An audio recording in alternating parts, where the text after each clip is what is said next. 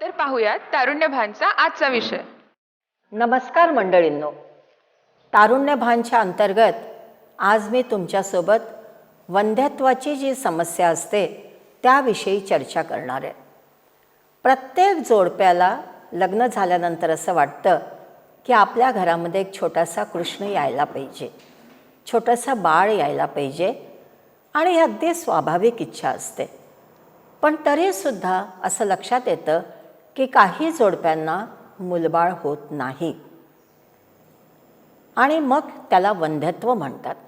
आता वंध्यत्वाची नेमकी व्याख्या काय आहे?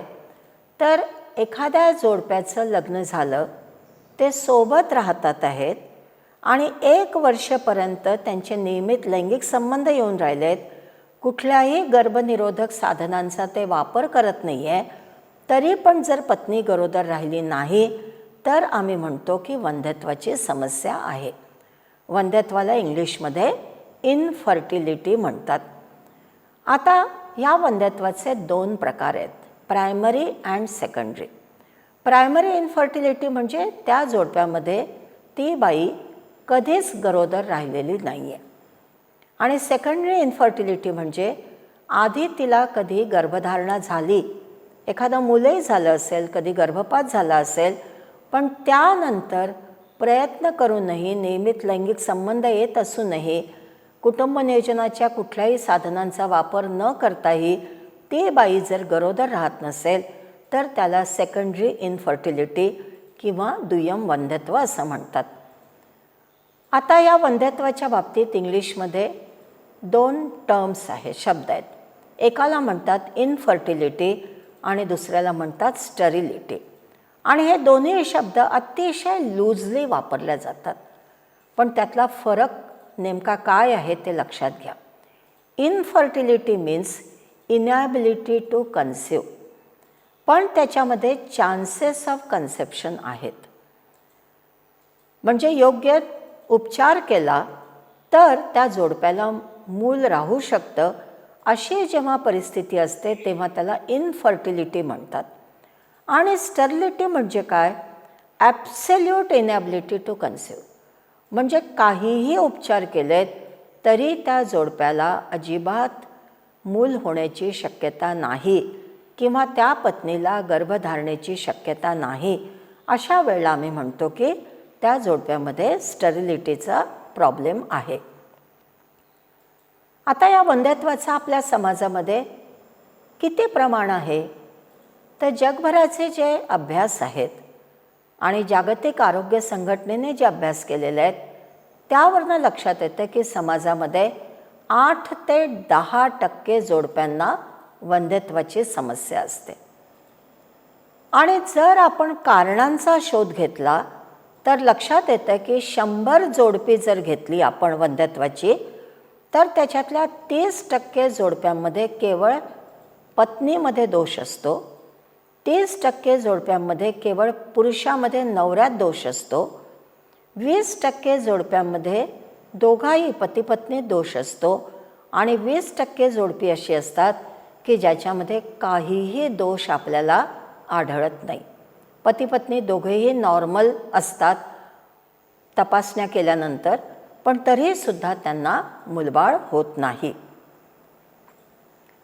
आता वंध्यत्व ही केवळ वैद्यकीय समस्या नाही, ही फार मोठी सामाजिक समस्या आहे.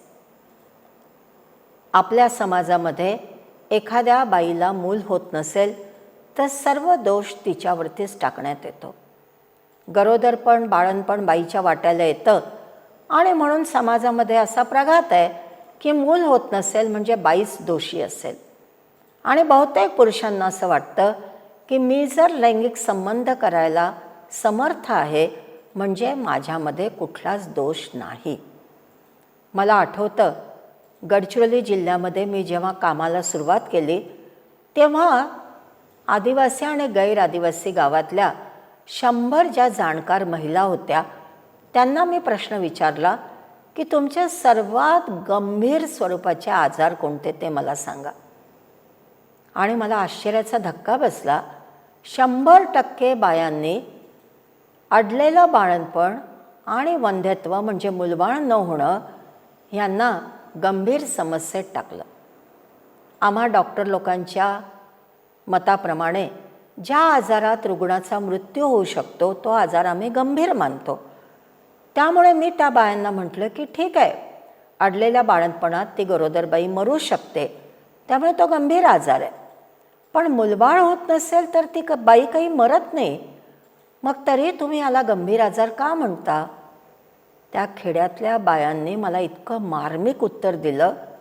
त्या मला म्हणाल्या, बाई, अडलेलं बाळंतपण असेल तर ती बाई एकदाच मरते, पण मुलबाळ होत नसेल तर ती रोज रोज मरते.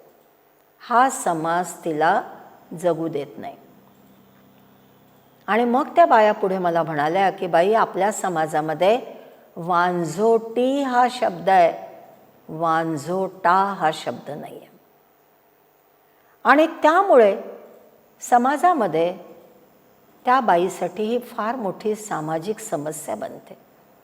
अनेक बायांना मी पाहिलं आहे की कुढत राहतात, मला मूल होत नाही, मला मूल होत नाही म्हणजे माझ्यामध्येच काही दोष आहे, मुलबाळ होत नाही म्हणजे माझं संपूर्ण आयुष्य व्यर्थ गेलं, अशा पद्धतीचं त्या बाईला वाटतं. आणि जन्मभर ती त्याच दुःखामध्ये असते. हो, मूल झालं तर आनंद आहे, पण एखाद्या जोडप्यामध्ये जर मूल होतच नसेल तर केवळ त्या बाईचाच दोष नसतो.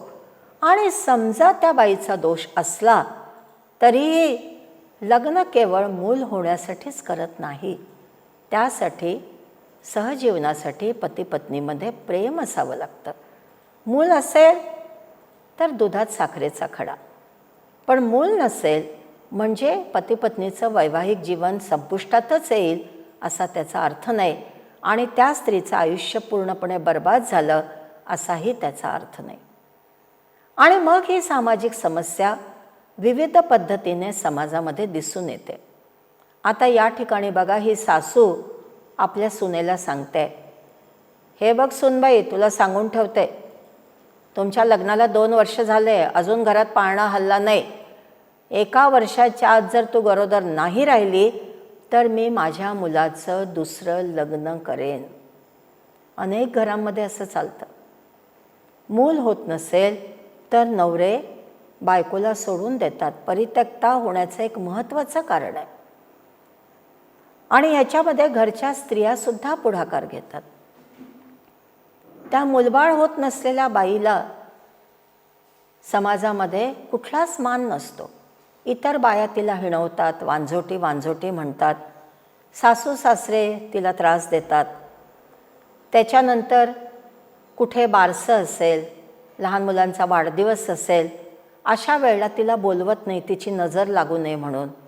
एखादी बाई आपल्या बाळाला अंगावरचं दूध पाजत असेल आणि मुलबाळ नसलेली बाई जर समोरून गेली तर ती बाई पटकन आपल्या बाळाला पदराखाली झाकून घेते की त्या वांझोट्या बाईची नजर लागू नये. नवरा तिला मारतो, शारीरिक, मानसिक, भावनिक तिला त्रास देतो आणि शेवटी तिला घराबाहेर काढतो. एकापेक्षा जास्त बायका पण करतात. मला आठवतं, माझ्या हॉस्पिटलमध्ये एक पुरुष आपल्या 3 बायकांना घेऊन वंध्यत्वाच्या तपासणीसाठी आला. आणि त्या माणसाच्या केस पेपरवरती मी त्याची जात पाहिली, त्याचा धर्म पाहिला आणि मला आश्चर्य वाटलं. मी म्हटलं, अहो बाबाजी, तुम्ही 3 बायका कशा केल्या? हा तर कायद्याने गुन्हा आहे. तर तो मला म्हणाला, मॅडम, तुम्ही सामाजिक काम करता, जरा माझं बोलणं नीट ऐकून घ्या, मी तुम्हाला सांगतो मी काय केलं ते. म्हटलं, जरूर सांग बाबा. आणि मग त्याने मला सांगायला सुरुवात केली, बाई, मी मोठा शेतकरी आहे, माझ्याकडे 20-25 एकर चांगली जमीन आहे. या पहिल्या बायकोला मुलबाळ झालं नाही, मी इतर नवऱ्यांसारखं तिला सोडून नाही दिलं बाई, मी तिला घरीच ठेवलं. मी म्हटलं, लावेल माझ्या नावाचं कुंकू, घालेल माझ्या नावाचं मंगळसूत्र. आणि तुम्हाला तर माहीतच आहे बाई, आजकाल मजुरी करायला बाया मिळत नाहीत आणि मजुरी खूप वाढली आहे. मी म्हटलं, खाईल घरचं आणि शेतात मजूर म्हणूनही काम करेल. मग दुसरी बायको झाली. तिलाही मूलबाळ झालं नाही. पण बाई मी तिलाही सोडलं नाही बरं, तिलाही ठेवलं आहे. आणि मग तिसरी बायको केली, तिलाही मूलबाळ झालं नाही, म्हणून आज मी तपासायला आलो. सांगा बाई, माझं काही चुकलं का? इतर नवऱ्यांसारखं मी वागलो का? माझ्या या तिन्ही बायकांना मी मारत नाही, त्यांना मी टाकून दिलं नाही, तिघींनाही मी घरामध्ये नांदवतो आहे. आणि आज मी तुमच्याकडे तपासायला घेऊन आलो. मी त्या माणसाला नमस्कार केला. म्हटलं, धन्य धन्य तुमची, हात जोडते मी तुम्हाला. महाराष्ट्र शासनाकडून, भारत सरकारकडून स्त्रियांच्या उद्धारासाठी, उत्थानासाठी काम करणाऱ्या लोकांना पुरस्कार दिले जातात. मी म्हटलं, यावर्षीचा स्त्री उत्थानाचा पुरस्कार तुम्हाला मिळाला पाहिजे. किती उपकार केले तुम्ही या 3 स्त्रियांवरती. पण असं आपल्या समाजामध्ये चित्र दिसतं. पुरुष विचारच करत नाही की माझ्यामध्ये दोष असू शकतो. तुमच्यापैकी अनेक मुलं मुली शेतकरी कुटुंबातून आली असेल. तुम्हाला सर्वांना माहिती आहे की चांगलं पीक येण्यासाठी जमीन चांगली पाहिजे आणि पाऊस चांगला पाहिजे, तरच चांगलं पीक येईल. पण दोन्हीपैकी समजा एक खराब असेल, जमीन चांगली नसेल किंवा पाऊस चांगला नसेल, तर मूलबाळ होणार नाही. तर तशाच पद्धतीने जोडप्यामध्ये जर मूलबाळ होत नसेल तर दोष दोघातही असू शकतो. त्या बाईतही दोष असू शकतो, त्या पुरुषातही दोष असू शकतो. आणि म्हणून आता हा पुरुष आरशात बघून विचार करतोय की अरे, मूलबाळ झालं नाही म्हणजे माझ्यातही दोष असू शकतो. मी पण माझी तपासणी करून घेतली पाहिजे. अनेकदा आम्ही दवाखान्यामध्ये बघतो की पुरुष मंडळी आपल्या तपासणीसाठी येतच नाहीत. त्यांना असं वाटतं की बाईचीच तपासणी करावी. आणि अनेक बाया पण अशा असतात की नाही बाई, माझ्या नवऱ्यात काही दोष नाही, माझ्यातच दोष आहे. तर असं करू नका. वंध्यत्वामध्ये दोघांमध्ये दोष असू शकतो आणि त्यामुळे दोघांची तपासणी अत्यंत आवश्यक आहे. आणि म्हणून सर्व निस्संतान जोडपी जी आहेत त्यांना मी विनंती करते, आव्हान करते की लक्ष द्या. पुरुषाची तपासणी अत्यंत जरुरी आहे बाईच्या तपासणीसोबत, आणि ती सोपी आहे. त्यामुळे सर्वात पहिल्यांदा पुरुषाची तपासणी करायलाच पाहिजे. दोघांची एकत्र करायला पाहिजे. पण पुरुषाची तपासणी फार साधी सोपी असते. तर भेटूया तारुण्यभानच्या पुढील भागात एका नवीन विषयासोबत.